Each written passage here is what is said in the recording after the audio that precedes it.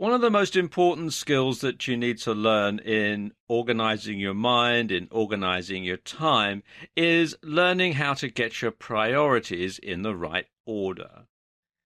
And I'm going to talk about that in this video. Now, there's a great tendency when you're an entrepreneur to give equal weight to everything, equal weight to every task that you have to fulfill.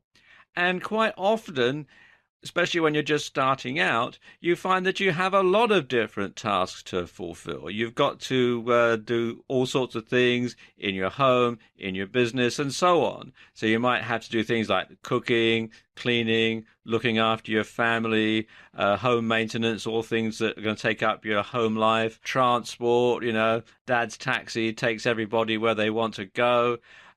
In your work life, you may have to look after your websites. You're going to need to find new clients. You're going to have to create products or provide the services. You're going to handle correspondence, emails, phone calls, letters, that sort of thing. You're going to have to keep up with the accounts and paying the bills. And it can be very difficult to fit it all in. No wonder our caricature in the middle here looks so glum.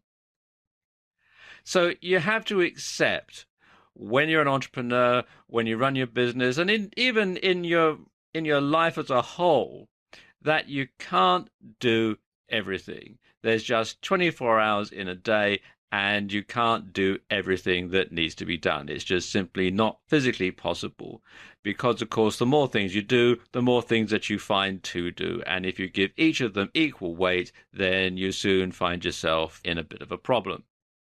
So you have to learn to set your priorities. You can't give everything equal weight.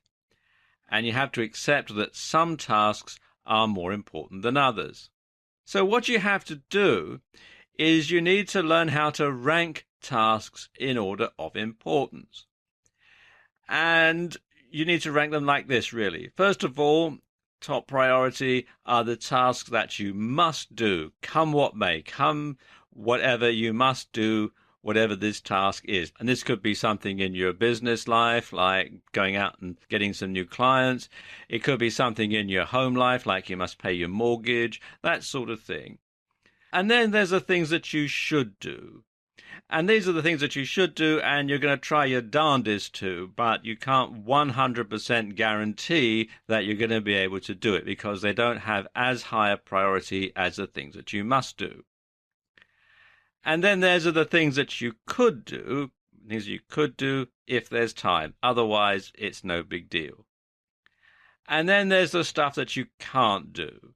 And I suppose this, along with what you must do, is one of the most important categories because you can't do everything. Now, exactly what your top priority is going to be is going to depend a lot on you, on your business, and your circumstances. So when it comes to deciding what sort of priority to give something, you need to ask yourself, if I don't do whatever today, what's the worst thing that can happen? Now, if the consequences are dire, then this task is going to fall into the must-do category. So, for example, if you're not going to pay the mortgage, then you're going to get kicked out of your house, then obviously that comes into the must-do category. If the consequences are inconvenient, then this task will fall into the should-do category. You should do it, you should try and do it, but if you don't, well, there'll be problems, but it won't be a really serious problem. And if the consequences are no big deal, then this task should fall into the could-do category or the can't-do category.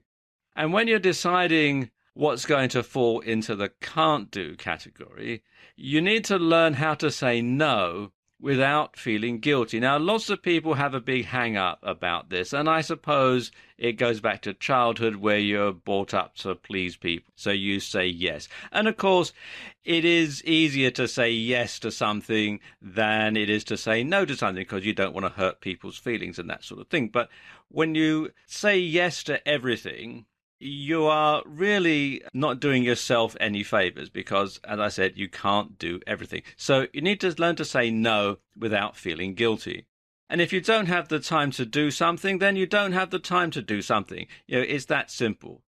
It's not about being selfish. Lots of people will lay on a guilt trip when you say, oh, no, I can't do this. Oh, really? Why not? Blah, blah, blah, blah, blah. But it's not that way at all. It's not about being selfish. Because when you say no to something, it means that you're able to say yes to something that's more important. So something that goes at a low priority and you say no to it, it means that you're saying yes to having the time to doing something that's more important, that's something that's in the must-do category or the should-do category. Now, there's a very good book on this subject called How to Say No Without Feeling Guilty by Patty Brightman and Connie Hatch, and you can buy it at Amazon.com and good bookstores. And it goes into this in a lot of detail about the psychology of how you say no without feeling guilty. But once you can do that, once you've got that skill, you should be able to get your priorities in order very easily.